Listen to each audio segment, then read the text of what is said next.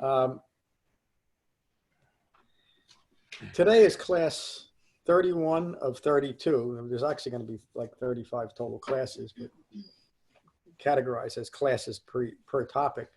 And so we're getting close to the end. And you'll notice that these last half a dozen or so suttas are more focused on what an authentic Dhamma practice looks like, what it feels like, how it's actually done. Coming up to that, we develop a profound understanding of Anatta and how the Dhamma resolves within each and every individual, taking them from wrong views of self, Anatta, to a right view of self in relation to the world.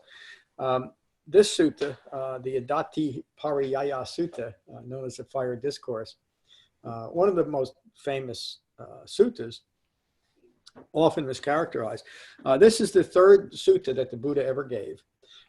And there's some suttas that are impossible to pinpoint as to where they occurred during the Buddha's dispensation.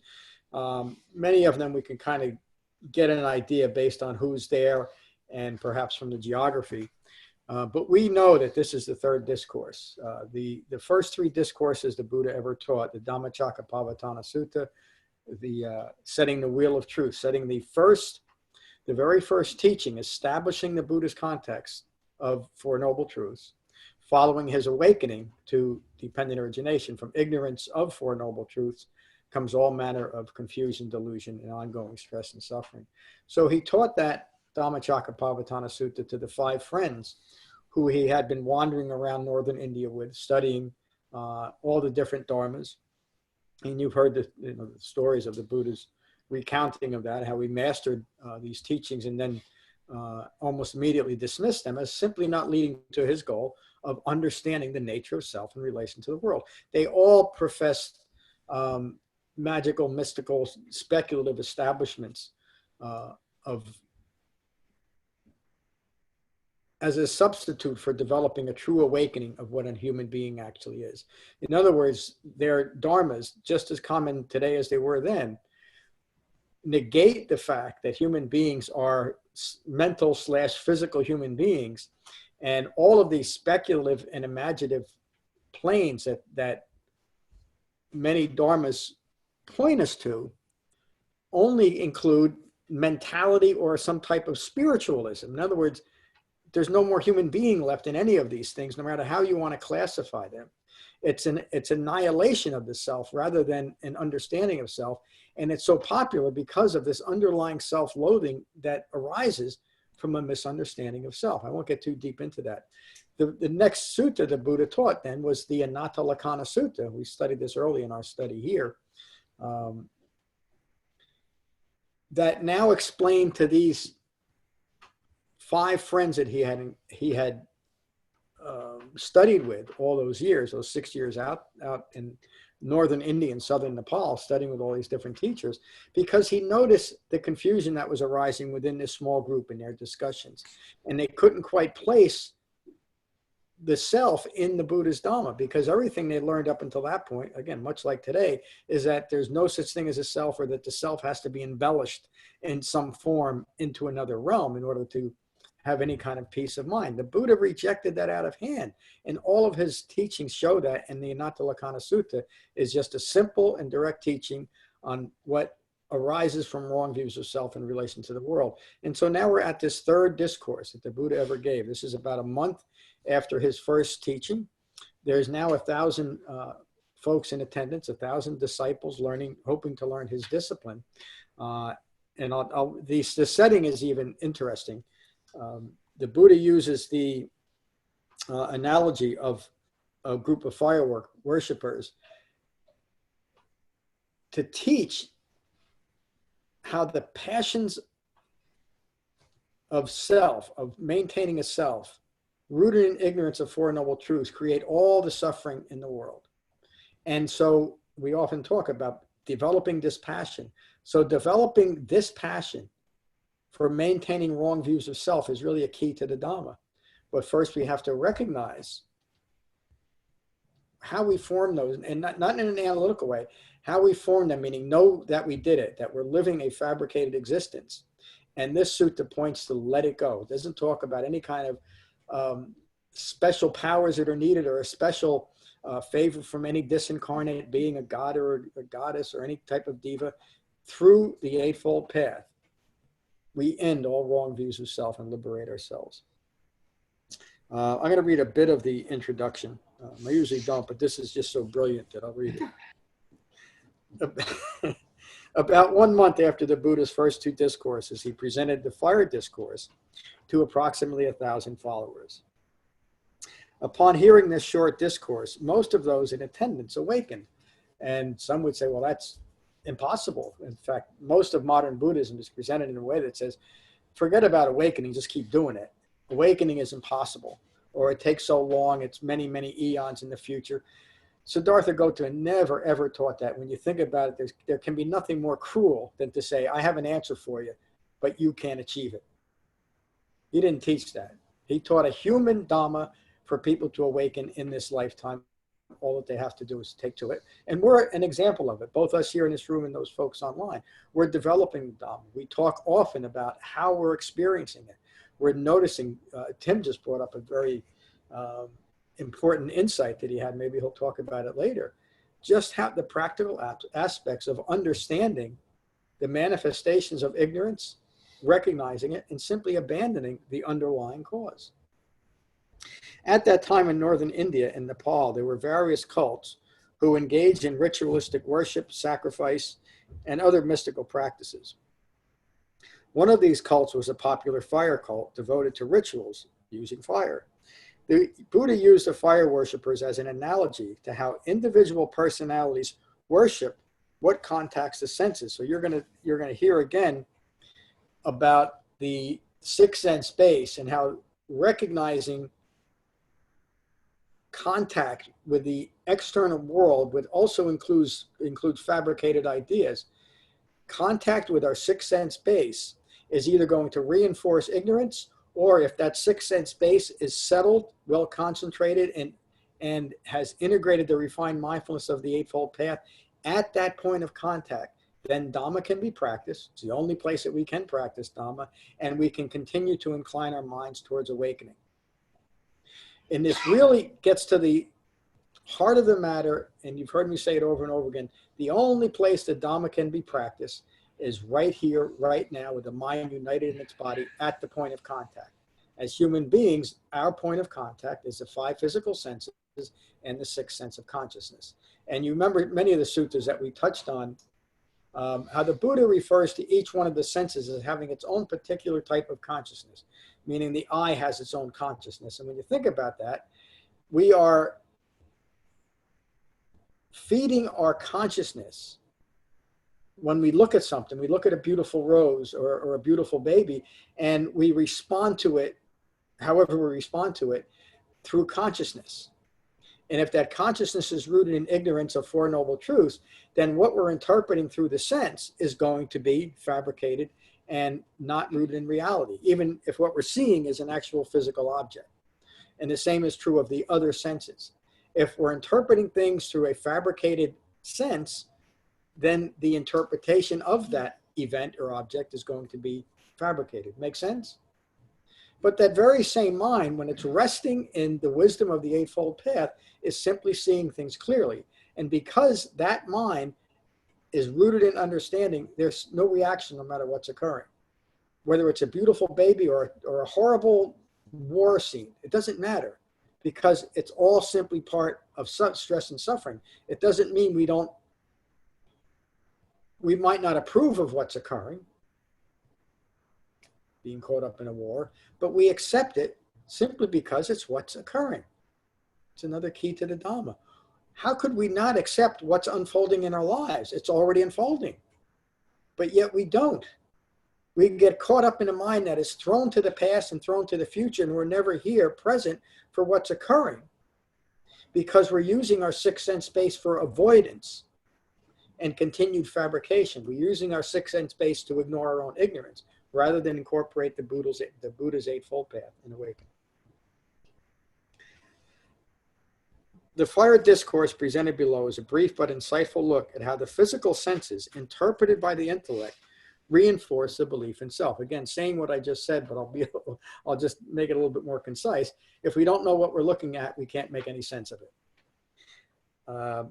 The Fire Discourse, the Adittapariyaya Sutta. The Buddha was staying in Gaya, at Gaya Head, with 1,000 monks. There he addressed those monks. Monks, the all is a flame. What all is a flame? The I is a flame. Forms are a flame. Consciousness at the I is a flame. Contact at the I is a flame. And whatever there is that arises in dependence on contact at the I, experience as pleasure, pain, or neither pleasure nor pain, that too is a flame. What is it that arises in dependence at contact? A little bit deeper than that. Ram said feelings. What arises in each and every moment from a mind rooted in ignorance of Four Noble Truths is ignorance that is dependent on that. Yeah, I was referring to dependent origination. Whatever there is that arises in dependence on contact at the I, if the I is rooted, if the I consciousness is rooted in ignorance, what is that ignorance is dependent on that contact and the continued interpretation of that rooted in ignorance. Let me continue. The Buddha continues, aflame with what? Aflame with the fires of passion. The fires of, another word for passion would be greed. Greed, aversion, and deluded thinking. The three defilements are mentioned here. Aflame with the fires of passion, the fires of aversion, and the fires of delusion. Aflame, I tell you, with birth, aging, and death, with sorrows, lamentations, regrets, pains, distresses, and despairs. In other words, what the Buddha just described in that one sentence is human life. Except because we want our lives to be different than they are. We want more or less of something. We get caught up in simple, ordinary occurrences of life, such as birth. We want that to be different. When we're sick, we want that to be different. As we're getting older, we want that to be different. When death is approaching, we want that to be different. When something happens, we fall into regret for lamentation because we want that to be different. On and on and on. Every life occurrences has that, whether we're realizing it or not, it has an underlying aspect of dukkha because we're either grasping after more of it, greed, or we want less of it, aversion. And the deluded part comes through because that's how we're interpreting these things at the sixth sense base. Does that last statement make sense to everyone? Mm-hmm. The Buddha continues. The ear is a flame, sounds are a flame. Then it goes through all the senses here. The nose, and repeating the same thing before, I edited that out. The nose is a flame, aromas are a flame. The tongue is a flame, flavors are a flame. The body is a flame. Tactile sensations are a flame. The intellect is a flame with what? The fires of passion. The Buddha's talking to these 1,000 folks 2,600 years ago, but he's talking to us too. We interpret our lives in a way rooted in ignorance of Four Noble Truths that engenders more greed, more aversion, more deluded thinking. That's the fires of passion. That's what has us grasping after more of something or less of something rather than simply resting in something. Why? Because it's what's occurring. It's where I am. Why should I create the conflict? And we do this to ourselves. Why do I want to create conflict within myself in relation to what's occurring when, no matter what it is, I can simply maintain a calm and peaceful mind and accept what's occurring? That's the radical acceptance that Siddhartha Gautama realized and taught all of us in each and every moment. That's what he's teaching here in this sutta. Again, from 2,600 years ago, and there's still absolute relevance with our lives today, isn't there? Consciousness at the intellect is a flame. That's really the root of the trouble. It is because we are so enamored with our thoughts, because there are thoughts, that we have such a hard time letting them go. We grasp onto them. The Buddha said in the Mahaparinibbana Sutta that he's not like a teacher with a closed fist. He's held nothing back. But we do that with ourselves. We grasp tenaciously to a thought simply because it's my thought, because I'm so enamored with myself and the things that I produce in my life. That's me, that's mine, that's my thought. Nothing can challenge it. And I would bet that most of us have gotten ourselves into arguments with people, taking a side that we really don't know is right, except we make believe it is. I'm right and you're wrong. That's all rooted in a view that just because I had a thought, it must be a real thought. We see it all the time in the world too, don't we? People saying one thing. Those you know, I don't watch a lot of the news, but about once a week I do to catch up. And it's amazing that somebody hasn't figured out how to transplant a second mouth, because so many people need two mouths to talk out of, because they're talking out of both sides of their mouths. It's so obvious. But imagine having to live your life that way, in such an obvious way. But I can remember times in my life when I had 2 or 3 or 4 mouths too at the same time. It's debilitating. It's awful. It's much nicer to live in reality. It's much more peaceful to live in life as life unfolds without the need for it to be any different. And it can't be any different, can it? And I'm not talking about, maybe I should touch on a little bit, the modern engaged Buddhism, which has more to do with protesting things and actually developing the Buddhist Dhamma. But it seems like the world is in such a terrible place that shouldn't we do something about it? The most important thing we can do, if we really care about ourselves and other human beings, the most effective thing we can do is to take to the Dhamma and awaken and stop contributing to the stress and suffering in the world. The Buddha continues. Contact at the intellect is a flame. And whatever there is that arises in dependence on contact at the intellect, experience as pleasure, pain, or neither pleasure nor pain, that too is a flame. A flame with what? A flame with the fires of passion, the fires of aversion, the fires of delusion. Again, the 3 defilements is what is provoking all of this distraction and upset in our minds, is conflict. A flame, I say, with birth, aging, and death, with sorrows, regrets, pains, distresses, and despairs. Seeing thus, the well-instructed disciple of the noble ones grows disenchanted with the eye, disenchanted with forms, disenchanted with consciousness at the eye, disenchanted with contact at the eye, and whatever there is that arises in dependence on contact at the eye, experience as pleasure, pain, or neither pleasure nor pain, with that too they grow disenchanted. Excuse me. That word disenchanted is a word that a self-referential ego personality, Anatta, doesn't want to hear.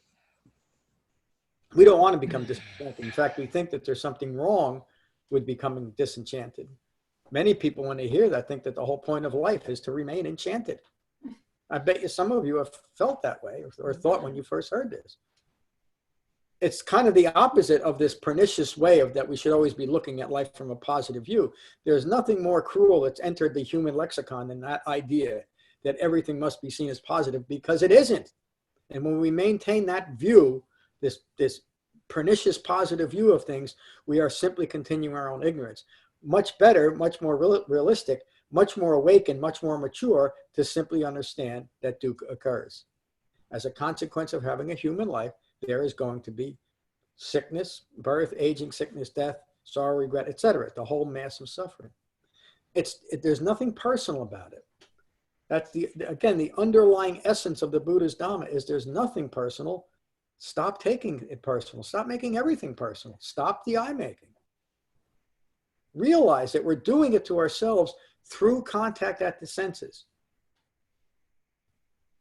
Again, Tim was describing, we talk about this all the time because we talk about it as a part of Dhamma practice, is how this manifests at the point of contact. And each and every one of you has recounted many experiences of, in the past this would happen, but now I see it this way, and I'm able to maintain a calm and peaceful mind. That's Dhamma practice.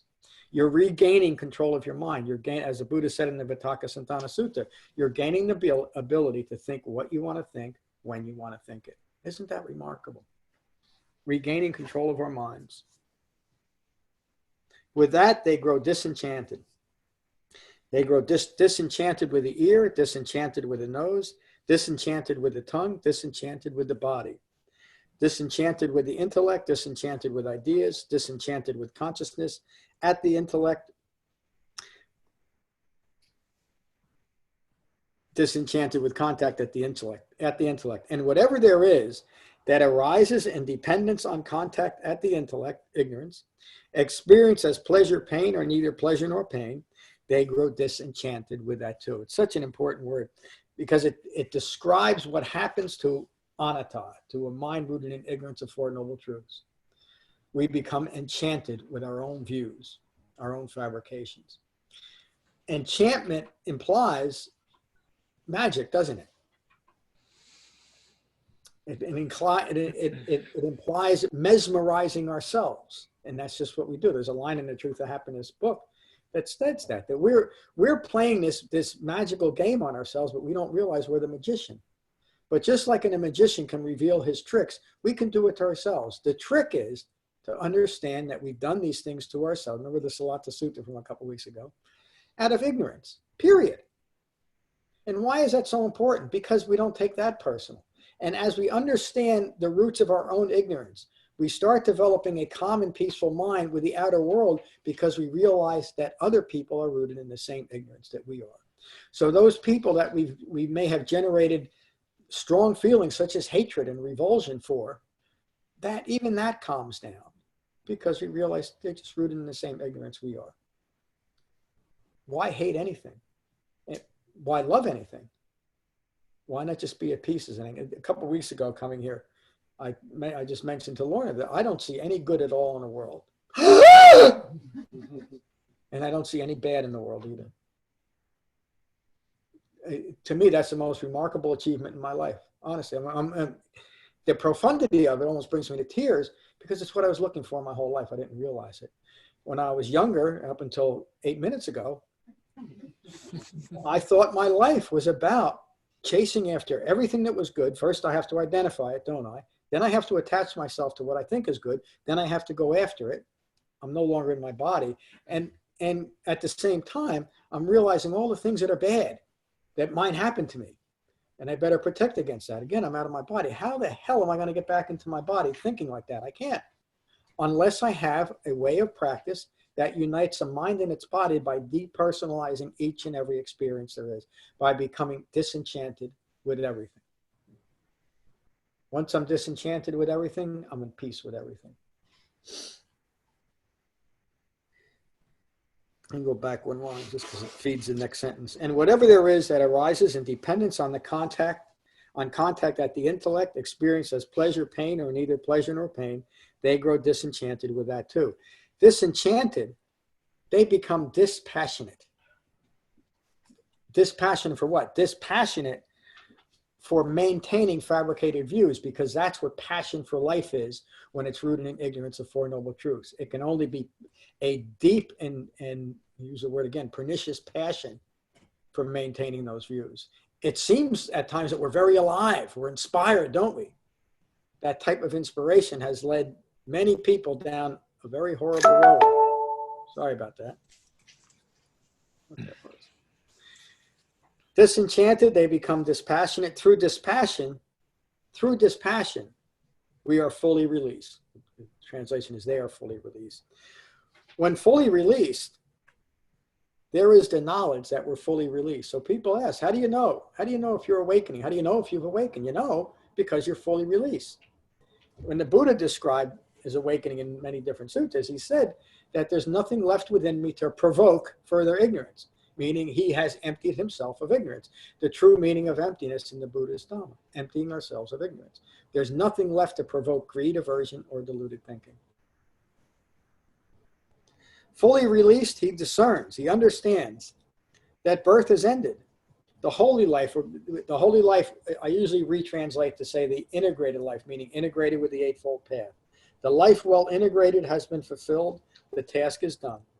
There is nothing further for this world. This is what the Blessed One said. Gratified, the monks delighted at his words. And while this explanation was being given, the hearts of the 1,000 monks, through clinging not being sustained, were fully released from the fermentations in the effluence, meaning fully released from ignorance. The 1,000 people that were in attendance awakened, just like we are. That's the end of the sutta. Isn't that just a remarkable sutta, how it brings everything together? And it puts the focus right where it belongs. Again, like most of the suttas, it's at the point of contact. This is right here, right now, right where we are, is where we practice the Dhamma. And participating in a well-focused, well-informed sangha is then simply one of the three refuges, the three jewels. This is part of the Dhamma. And realizing it this way is part of the Dhamma at the point of contact. Let's go online and talk with Judy first. Hey, Judy. I can see you. There it is. How are you, Judy? Hi there. Good evening. How you feeling? Yeah, I'm fine. I struggle a little bit with the concept of, or I question, I don't know, the concept of nothing being personal. I mean, you feel it personally.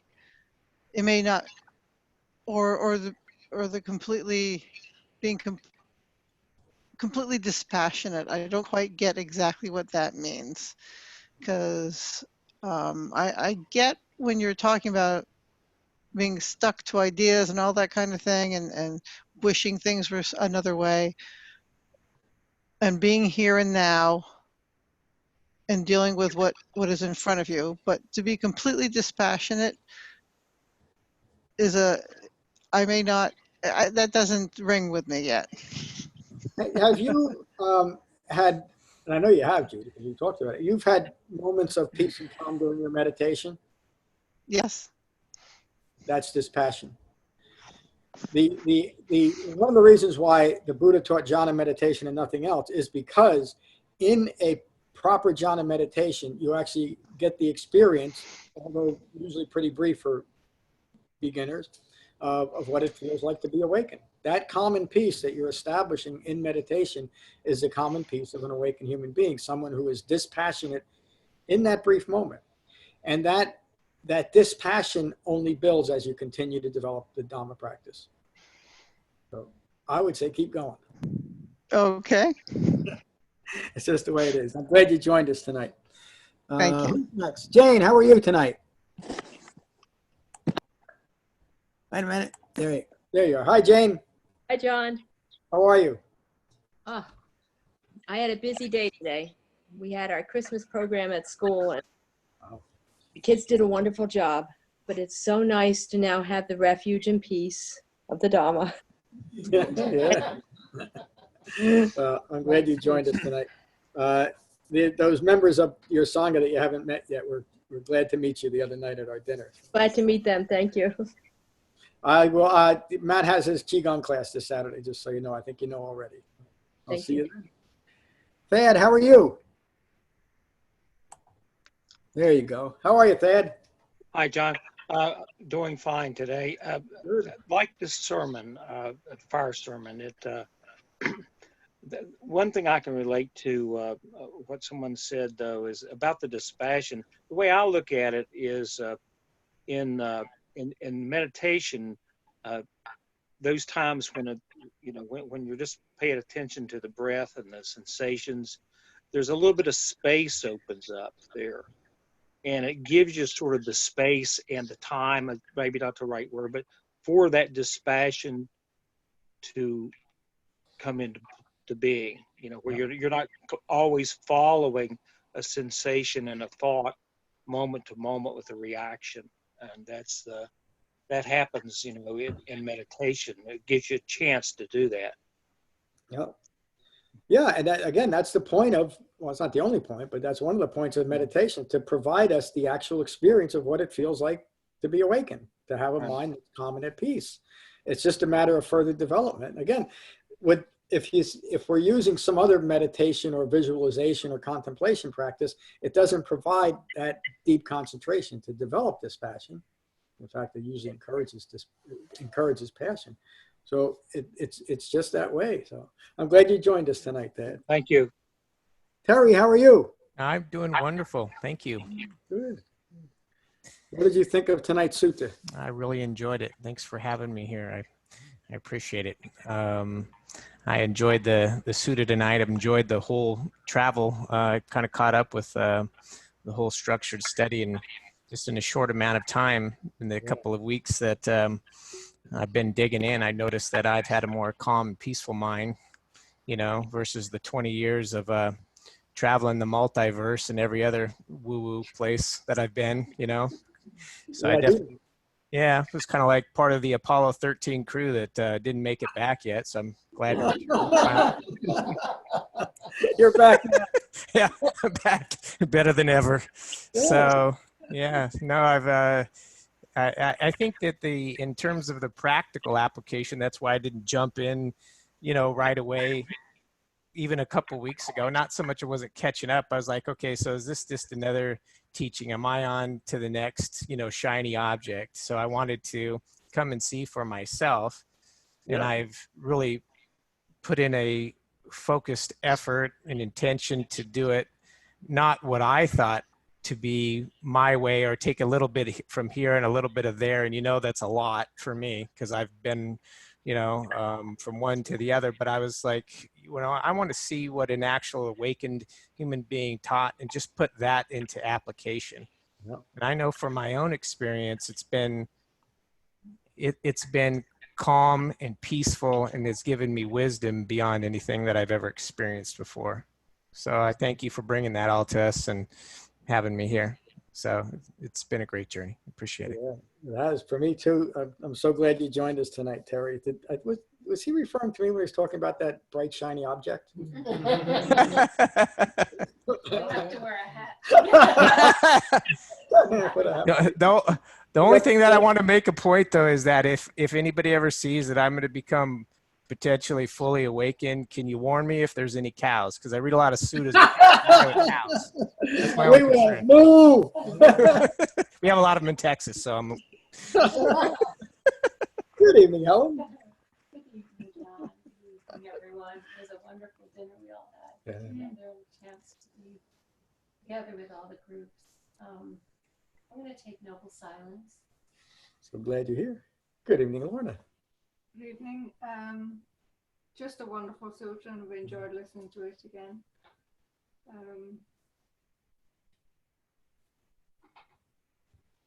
It's just so back to basics, and I can't imagine what the people on the hill thought if this is his third sutra and he came out with this. I mean, can you imagine? It was all downhill after that.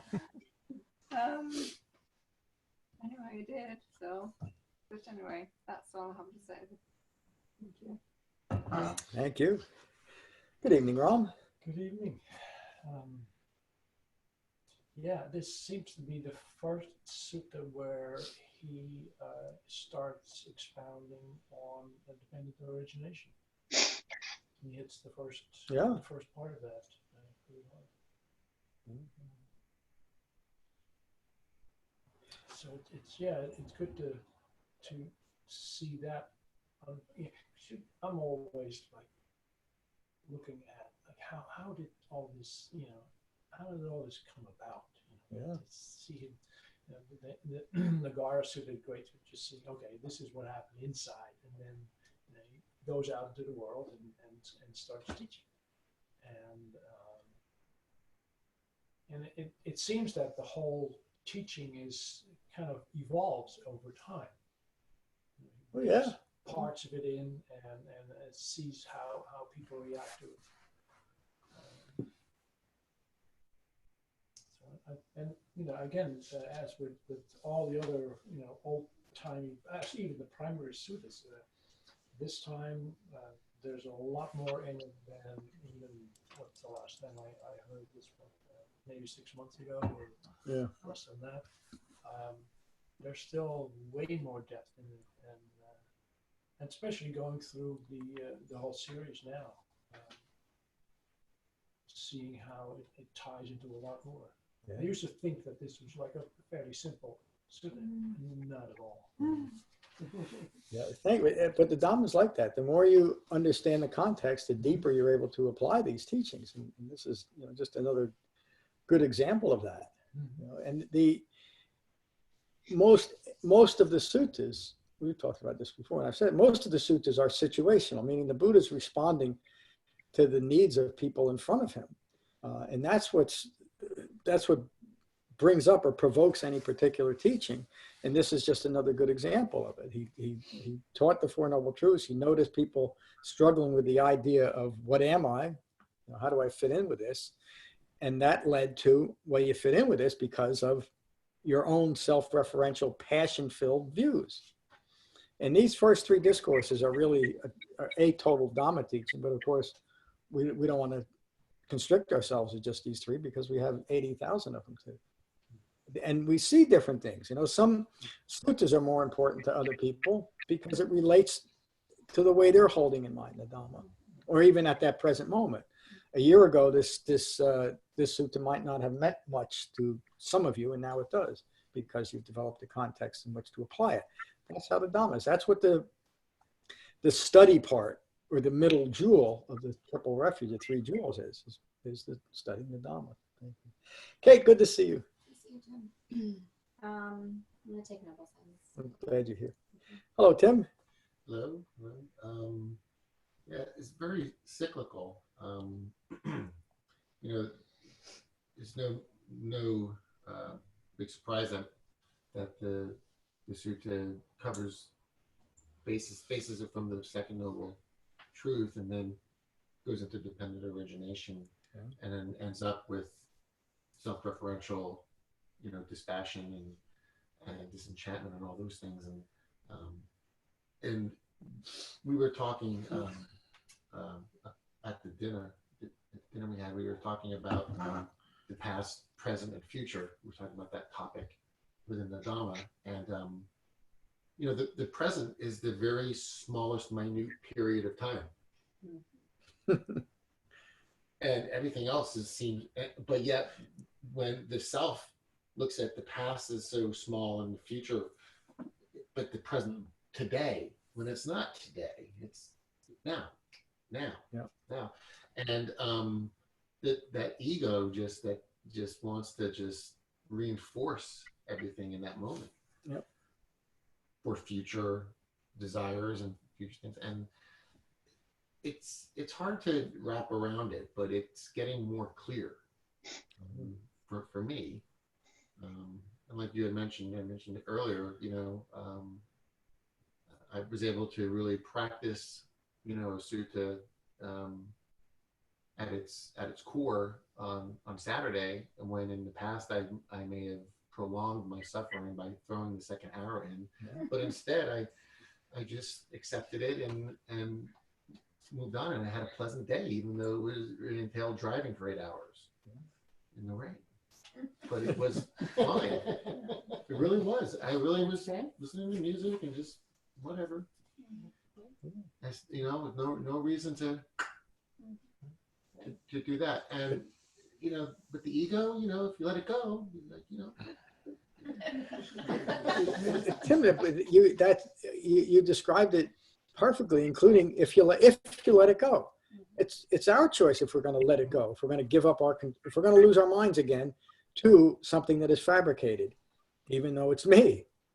But I mean, when I first realized that it was up to me if I was going to awaken or not, that's the one thing that I was going to say reinvigorated my practice, but it literally invigorated my practice for the first time, because now I was putting my focus on something that I could do rather than proving that I was worthy of awakening, which is really how it's presented. I mean, there's even fables about, you know, get into it, people we name cutting his arm off so Dogen would let him in and study. I mean, you know, maybe we'll start doing that here. I don't know. We'll see if we get some more serious. Leave your arms at the door. Yeah. I mean, but again, it's just this. It's just this simple experiential Dhamma that you know it when you're developing it. Well, the aha moment was, you know, to get upset over something that has happened is never going to change anything in the present. And to think about what I'm going to do in some fabricated future time, whether it's 10 minutes away or an hour away, again, has no bearing to right now. Yeah. So each moment, just, you know, It's just unfolding. maintain the Eightfold Path, and so that was like the first time I think since practicing this Dhamma that I was able to fully be aware of the Dhamma in application at that moment, not later on, but at that moment. So I was very, it was very tranquil. I guess That's the right word. And again, we're all discussing, and Tim is describing right now, practice at the point of contact, as the Buddha described here. That's where we see it. Tim mentioned the present moment. This modern mindfulness has become obsessed and almost creating another worship of the present moment. There is no such thing as a present moment in a practical way. Our human minds just can't. We can't slow ourselves down enough to be in that split second, but it doesn't matter. It's not like we're lacking something because there's no value in it. Understand that life is simply life unfolding, one thing after another, and stay present for it. That's all. I got to be in the present moment, because if you're doing that, you're full of eye making, aren't you? I have to be in the present moment. My salvation, my escape, my healing is in the present moment. It's just a fabricated view. Take a breath and come back in your body and let it all go. Mary, good to see you. Good to be here. Good to see everyone. I also look at the present moment as not being in the past or future. You often mention the negative, the opposite of something, right? Yeah. So it's the ability not to be fretful or worried or sad or all those kind of words. When you hear those kind of words coming out of you, you're somewhere else. Yeah. You're in the past or in the future, and you're not in the present. I love this sutta. This is very profound. I remember the first time I, air quotes, heard it. I'm sure it wasn't the first time I actually heard it, but the first time I really had wisdom or knowing about it. So I was happy to read it again. And I connected, I was sharing this earlier, I connected, for me, each sutta kind of meets you where you are, with the one that we did Saturday, the first Saturday of December. Yeah. What was that one?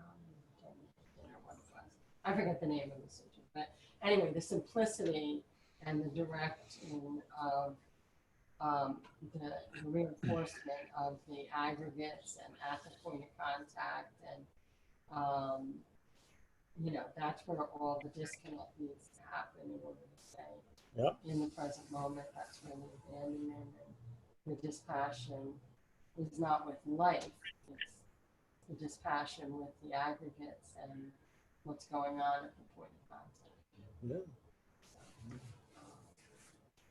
Thank you. Thank you. I think that was a Jirimananda Sutta you're referring to. The Buddha's first description of why to take to the Dhamma is his description of dukkha.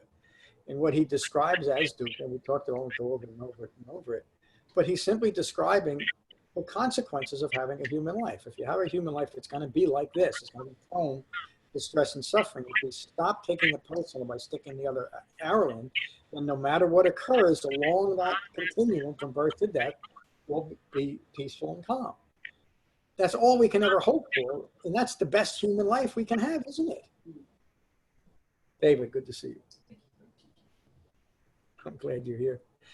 Trevor, welcome to our sangha. How was your meditation, and what do you think? I really enjoyed your teaching. I find it very refreshing. I've been previously practicing in the Buddhist tradition that felt very mystical and otherworldly and speculative. So I really appreciate your emphasis on contact and what it means to be a human being, mental and physical, here and now. And also this idea that it's all possible, this awakening is possible for us in this moment rather than maybe 1,000 lifetimes. That felt very refreshing. Me too. And I think the piece that one piece that came up for me was just since I've been kind of reading through some of your materials online, I'm trying to tune in to catch myself on self-referential thinking, and just wanted to acknowledge how it just seems like it's happening all the time. Yeah, it is.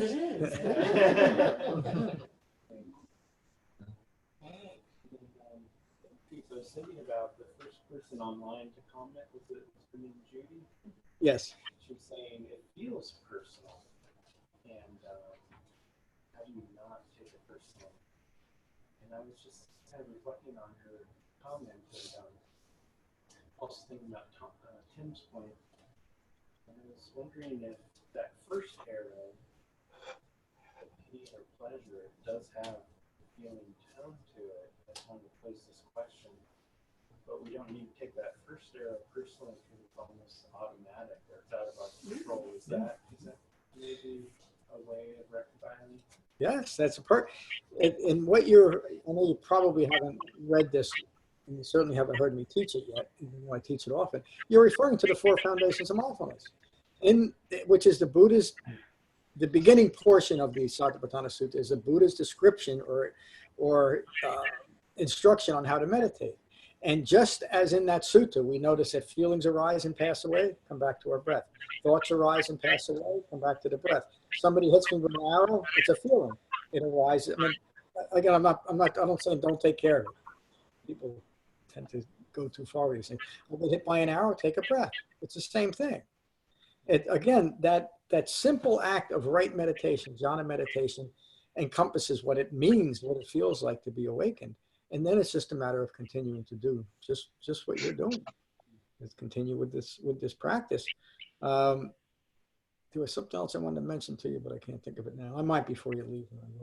But I'm glad you joined us tonight, and welcome to our sangha. Liz, how are you? I'm good. Yeah, I like this sutta. I can feel Judy's concerns when she talks about, when I know that when Helen and Mary and I first heard about dispassion and not being passionate about things, and you just kind of say, well, wait a minute, that's what drives me. Yep. That's what drives me, and that's what usually it's what you're good at, or what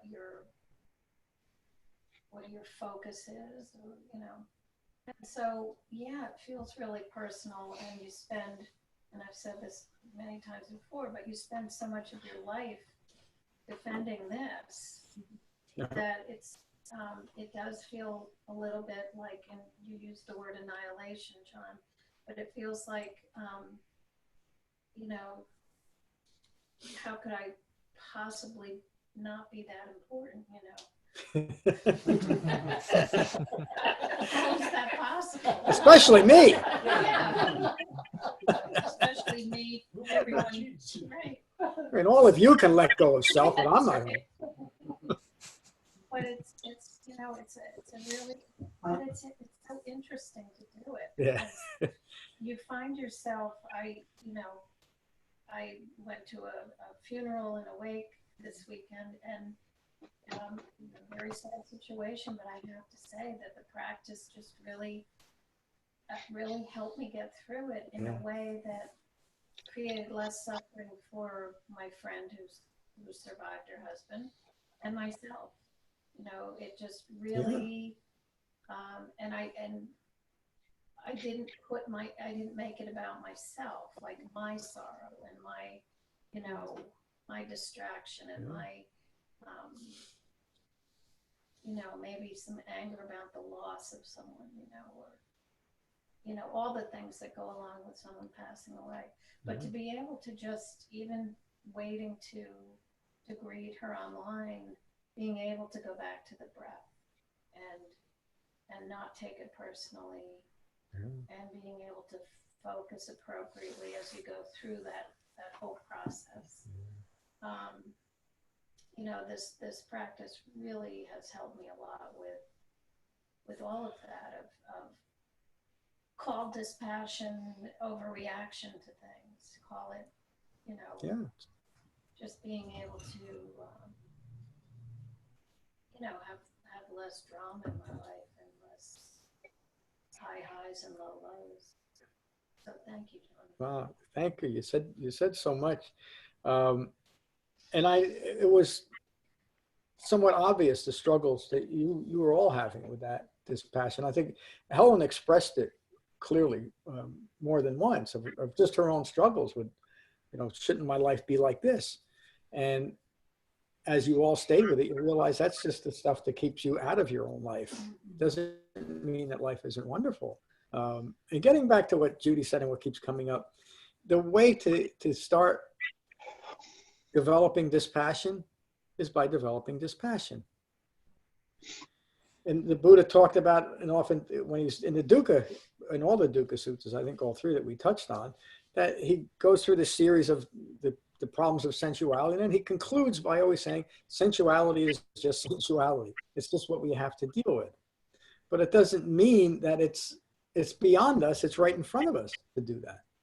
So let it go. And the way we understand it, coming from where Judy is to where someone else might be, is just a matter of having the experience. I'm sure of it because I've had the experience.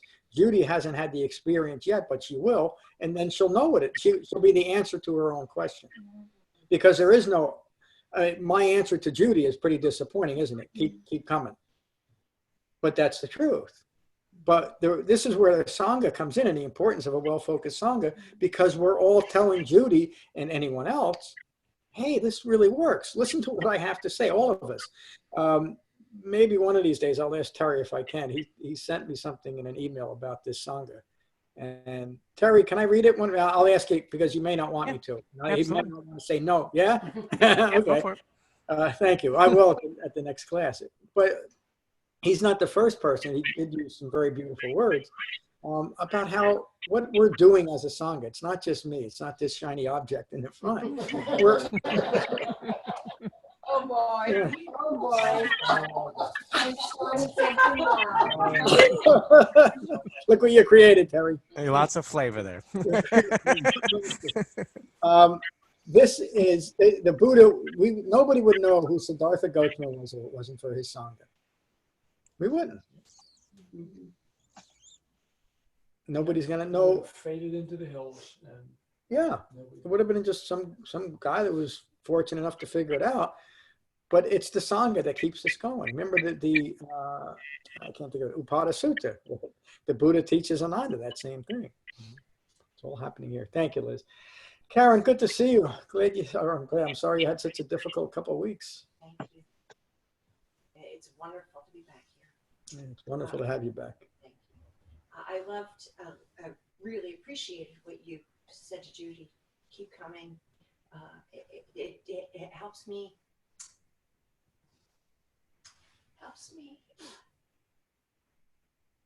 Stay calm and gentle with myself. I had a huge realization today. I've been working on being with things as they come up, and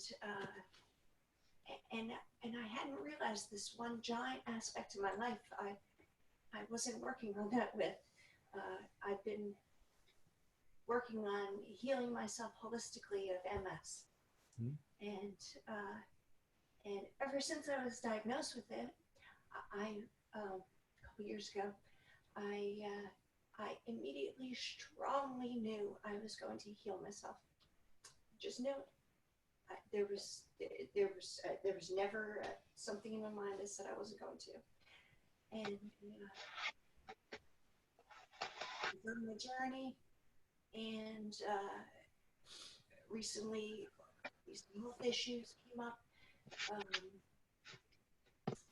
and it really shook me. And then I realized that's not being dispassionate. I realized it today. I'm like, wow, I was thinking about the future, and then I got upset when I thought my future wasn't going to hold what I was hoping it was, So I'm thrilled. I'm going to take a new approach to all this now, and be able to breathe easy and just do things in the moment. I'm going to cook a meal in the moment where I think I need to eat right now. And I do have a question. Sure. I applied for disability and I just got denied. I have to find a job. Living dispassionately, how do you try to find a job? Or is that one of those things I just need to keep coming and just living in the moment and doing what I'm doing, and then I'll figure out that answer. Thank you, Karen. I won't give you such a pat answer like that, although that is the answer.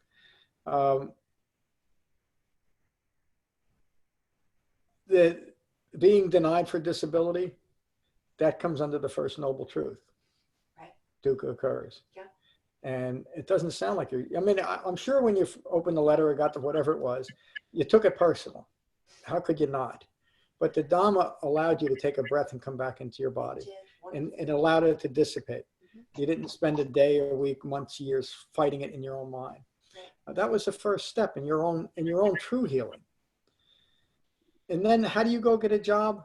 By doing the absolute best you can and not taking it personal.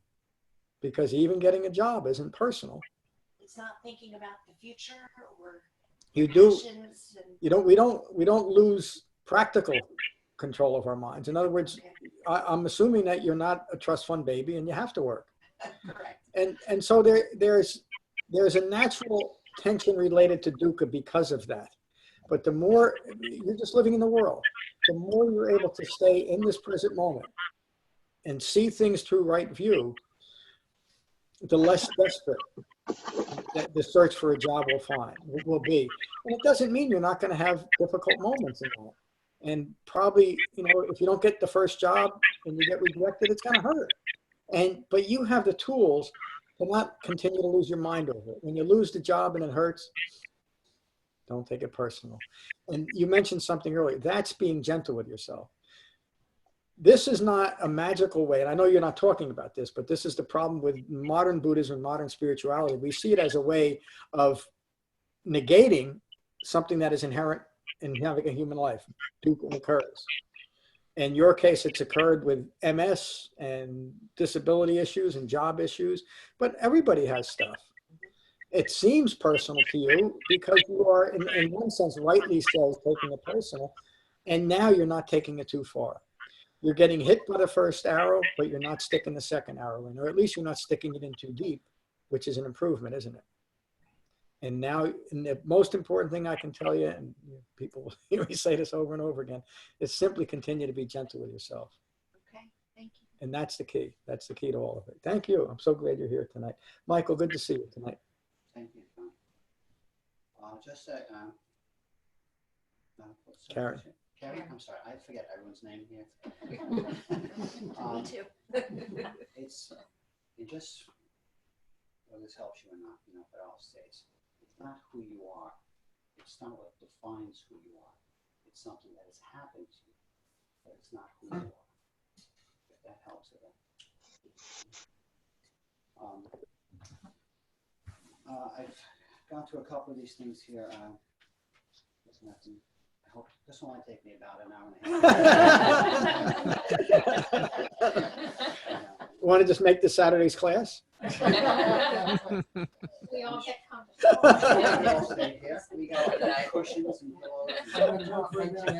And someone is cooking soup upstairs because it came blowing through the vents. Yeah. Did anyone smell that? Yeah, I did. It was pretty good. Yeah. Well, the vent must be pointed at it somewhere. Because it smelled like, like stew or something, and my nose was aflame. And I had, I was wondering what they were cooking. Anyhow, just rambling on here. I believe at the sutta, there was a reference to the 5 hindrances, and also how to how do we basically let them pass away? Okay, or how do we handle them? And the four foundations of mindfulness. Okay, there's all came in the one suite. We can go to that part about hindrances, hyperlink there. And Julie and I were reading them, and I'm going to go down to the third and the fourth one. Okay, the first one, well, actually, the first one deals with the body. The second one deals with feelings. The third one deals with the mind, and also the fourth one, the present quality of the mind. Okay. Four foundations of mindfulness. Yes.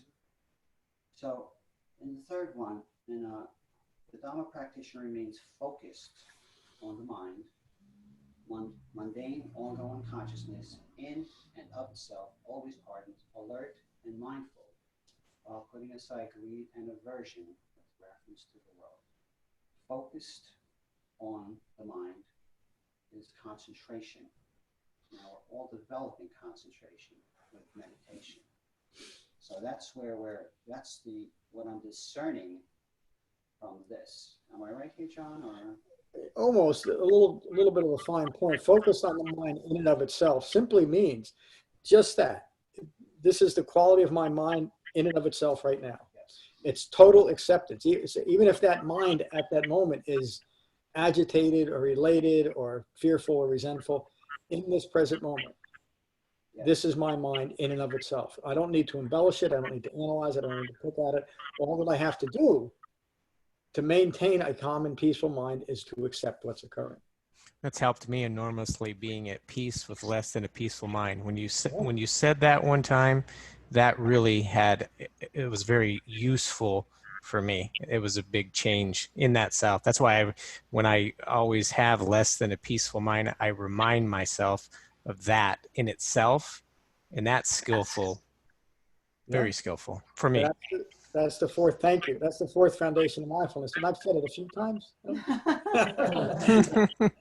You hear it a lot around here. Thank you. And I'll just go to the fourth one now. Okay, fourth foundation of mindfulness. The Dhamma practitioner remains focused on the present quality of mind in and of itself, always ardent, alert, and mindful, while putting aside greed and aversion with reference to the world. Okay, that's that present moment Tim was talking about. Okay, how to exist or in that present moment. Yes? Yeah, that's it. Okay. Now, with that, go to the electronic device. What would we do without this? If you really want to become enlightened or awakened, you take this and you throw it into a bottle of water. Yes. Right? Along with your TV. Michael's talking about tossing out his cell phone. Take mine too.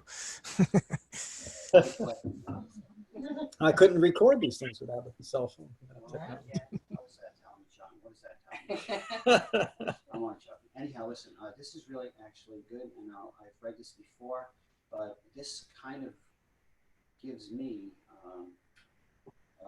a point where I can see the world, or it makes me understand things a little better in relation to the Dhamma. Okay. Mm-hmm. And again, going back a couple of suttas, it's the Bahaya Sutta. Mindfulness. Yep. And I just love this passage, and I'm just going to share it again because it's kind of a grounding passage and gives us perspective. Okay. Finally, the Buddha relented. I will teach you the Dhamma, Bahaya. Listen carefully to my words. Train yourself in this manner. Train yourself in this manner. In what is seen, there is only the seen. In what is heard, there is only the heard. In what is sensed, there is only the sensed. In what is cognized, only the cognized. This is how you should train yourself. When for you there is in what is seen only the seen, in what is heard only the heard, in what is sensed only the sensed, and in what is cognized only the cognized, then Bahaya, there is no you in connection with seen, heard, sensed, or cognized. There is no you there. When there's no you there, you are neither here nor there, nor anywhere in between. This and only this is the end of stress and unhappiness. And that to me is just like,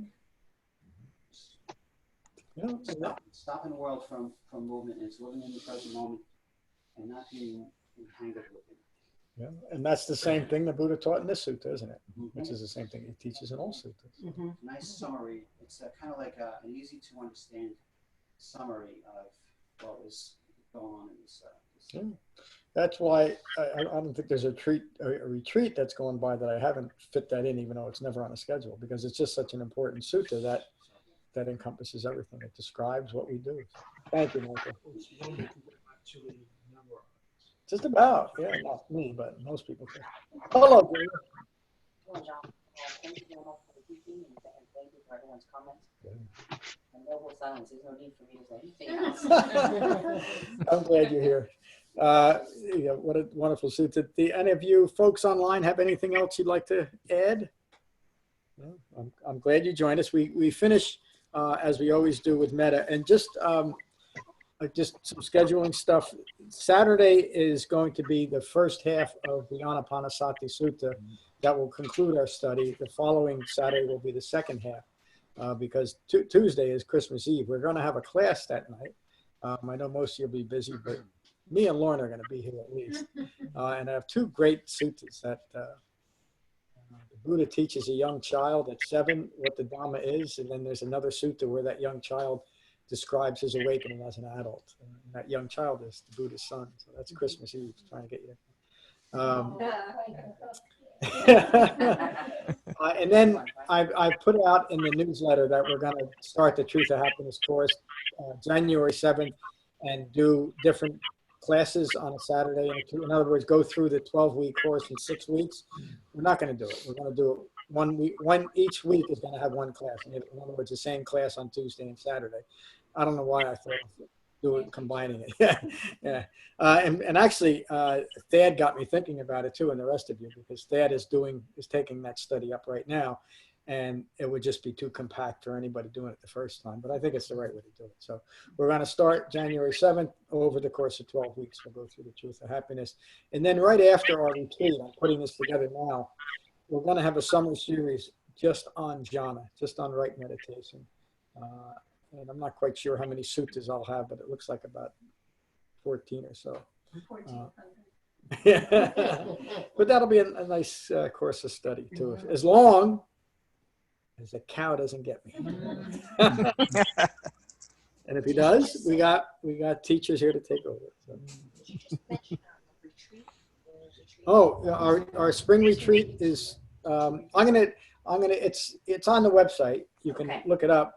And actually, you can sign up now. I'm going to announce it right after the first of the year. I still got to do a little work on that page, but the new schedule is up. It's going to be a completely new retreat compared to other ones. It's going to be based on this study that we're doing right now. Do you have the date? The last weekend in April, going into I think it ends on May 1st or 2nd or something like that. But it's that last weekend. That's our spring, and then our fall retreat is the first weekend in November, which would be the latest we've been up there, but that's what it is. Okay, let's finish with Metta as we always do. So again, find your relaxed meditation posture. Gently close your eyes, gently close your mouths, and take a moment to become mindful of your in-breath and your out-breath. Let that bring your mind back into your body. And these are the Buddha's words on Metta from the Karaniya Metta Sutta. This is what should be done by one who is skilled in goodness and who knows the path of peace. Let them be able and upright, straightforward and gentle in speech, humble and not conceited, contented and easily satisfied, unburdened with duties, and frugal in their ways, peaceful and calm and wise and skillful, not proud or demanding in nature. Let them not do the slightest thing that the wise would later reprove. Wishing, in gladness and in safety, may all beings be at ease. Whatever living beings there may be, whether they are weak or strong, omitting none, the great or the mighty, medium, short, or small, the seen and the unseen, those living near and far away, those born and to be born, may all beings be at ease. Let none deceive another or despise any being in any state. Let none through anger or ill will wish harm upon another. Even as a mother protects with her life her child, her only child, so with a boundless heart should one cherish all living beings. Radiating kindness over the entire world, spreading upwards to the skies and downwards to the depths, outwards and unbounded, freed from hatred and ill will. Whether standing or walking, seated or lying down, free from drowsiness, one should sustain this recollection. This is said to be the sublime abiding. By not holding to fixed views, the pure-hearted one, having clarity of vision, being freed from all sense desires, is not born again into this world. Thank you all for a wonderful class. Thank you for joining online. Peace. Thank you. Thank you, John. Thank you. Thank you, John. Good night, everyone. Good night. Good night. Good night. Good night. Good night, Joy.